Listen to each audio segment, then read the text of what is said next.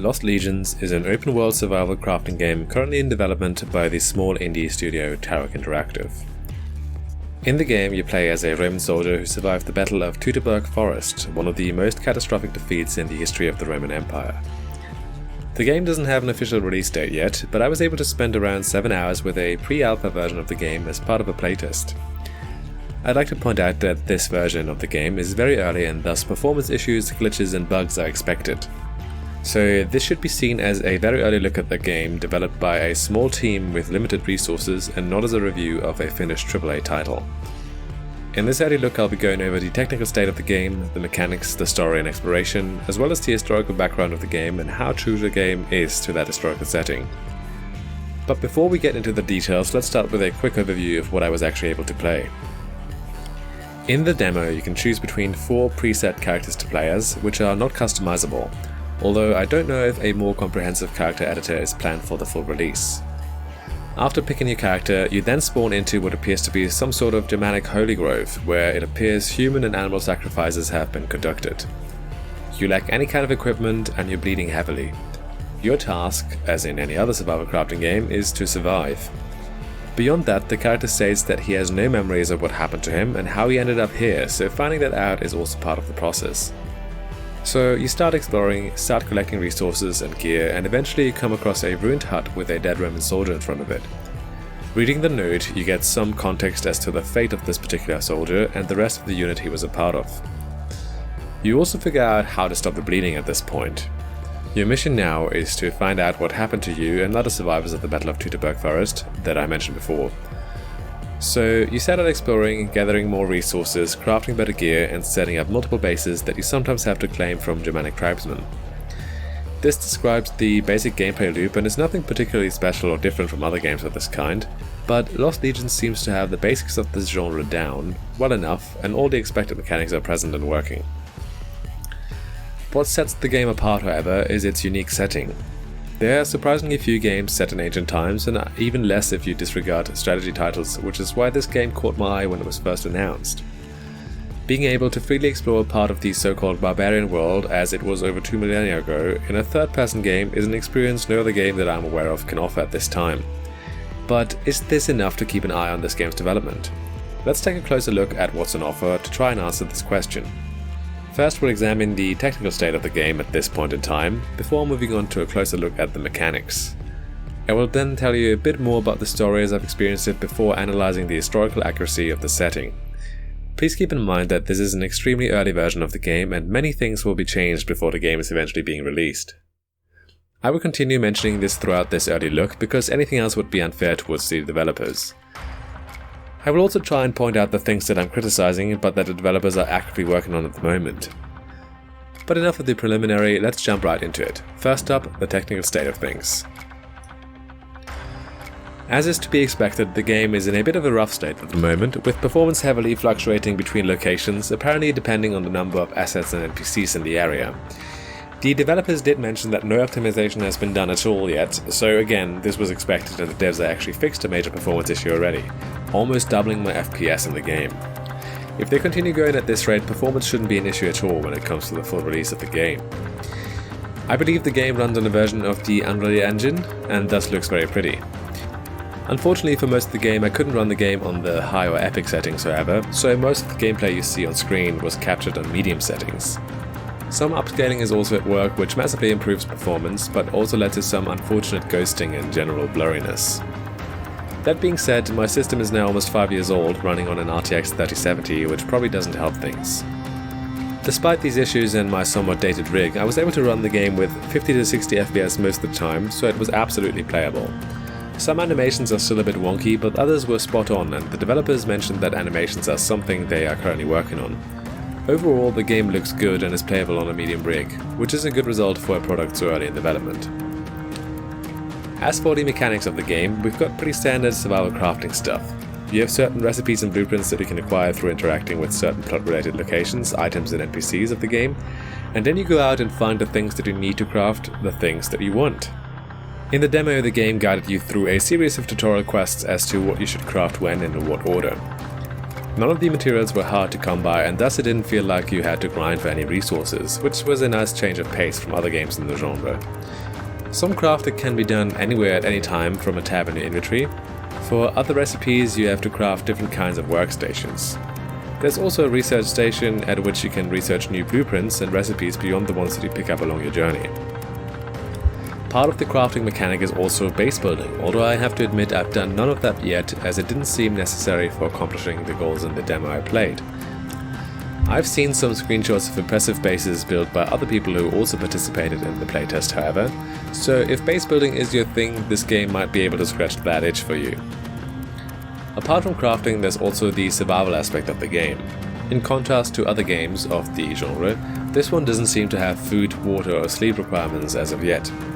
I don't know if mechanics pertaining to those needs are going to be implemented in the future, but for the moment they are missing, which I don't mind.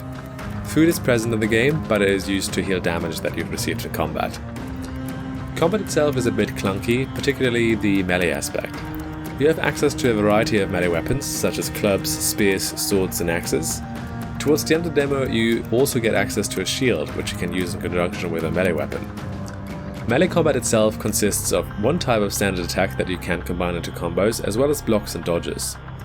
There also seems to be an automated lock-on feature, but that sometimes works and sometimes it doesn't. The dodge also seems a bit unreliable at the moment, and melee weapons don't seem to do a lot of damage overall, which is why I stuck to ranged combat most of the time. Ranged combat consists of throwing the aforementioned spears, that can also be used as melee weapons, and shooting arrows with a bow. Throwing a spear at an enemy's head kills them instantaneously, whilst 2 arrows to the head will accomplish the same result. I ended up just carrying about 20 spears with me at all times and throwing them at my enemies. If I ran out, I just pick them back up again and repeat the process, as this was the easiest way to overcome my opponents. Another way to help you in combat is through multiple followers or companions in the form of other Roman soldiers that you can find as part of the game's main questline. I found them to be pretty useless in combat, however, as they can only take about 3 hits and didn't really manage to inflict any damage on the enemy. They were useful at gathering resources in the camps, however, and I think that this aspect of the game could make it stand out if it's more refined. Being able to assign specific jobs to the other soldiers and equipping them with better gear to make them more viable in combat will go a long way, and the developers have confirmed that this is something they're working on. One combat mechanic that I haven't mentioned yet is the so-called conquest. This consists of attacking and conquering hostile villages, which requires you to kill 5 of the defenders, after which a considerably stronger village chief will spawn. After you've killed him, you can claim the village for yourself, and you've got yourself a new base to which you can assign soldiers to complete tasks. The villages you've conquered can be attacked and retaken by enemies again, however.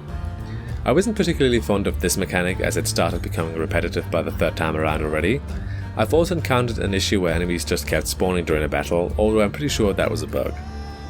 All in all, I think combat might be the weakest aspect of the game at the moment, but I think much of this can be fixed just by small balancing tweaks, such as increasing melee weapon damage, follow hit points and follower damage, decreasing the number of enemies in some settlements, and improving NPC, AI and behavior. Okay, perhaps the tweaks aren't that small. But I think that'll do it for the mechanical aspects of the game. Overall, the crafting elements of the game are already working really well and don't require much more work, if any at all, but the combat needs some more love, I'd say. Moving on to the story and exploration. In contrast to some other games in the genre, Lost Legions seems to have an actual story. I don't want to give too much away and spoil it for people who haven't been able to play the game yet, so I'll keep this short. As mentioned already, you play as a Roman soldier in enemy territory trying to find other survivors and make it to safety. You advance the story by exploring the world, which is littered with destroyed watchtowers and camps, many of which have precious loot hidden within them and notes from other soldiers.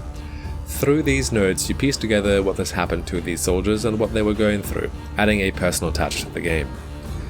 You actually start relating to these people you've never met and you never will meet because they're dead, and fictional, this is a video game after all.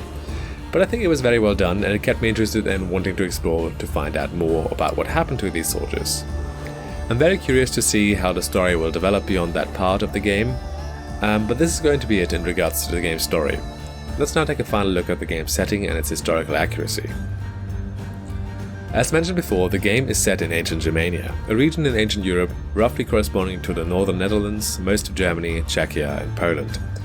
The exact location is Teutoburg Forest, a relatively low mountain range in northwestern Germany, where in the year 9 AD 3 Roman legions perished in a Germanic ambush. Around the birth of Christ, Rome attempted to conquer Germania, and they were well on their way to establish a Roman province in the region, when a coalition of Germanic tribes under the leadership of Arminius, a Germanic prince who at the time was serving as an officer in the Roman army, ambushed and crushed 3 Roman legions and their auxiliary troops under the command of Varus, the governor of the province. As far as I can tell, the Romans you encounter and their equipment are fairly accurate, although unfortunately the same cannot be said for the Germanic peoples you encounter. The Germani are your main opponent in this game, but unfortunately they seem to be displayed as your average run-of-the-mill barbarian instead of being specific to the time period or the location. Their main weapon seems to be the club. They are mostly topless, extremely dirty, long-haired and wear ragged clothes.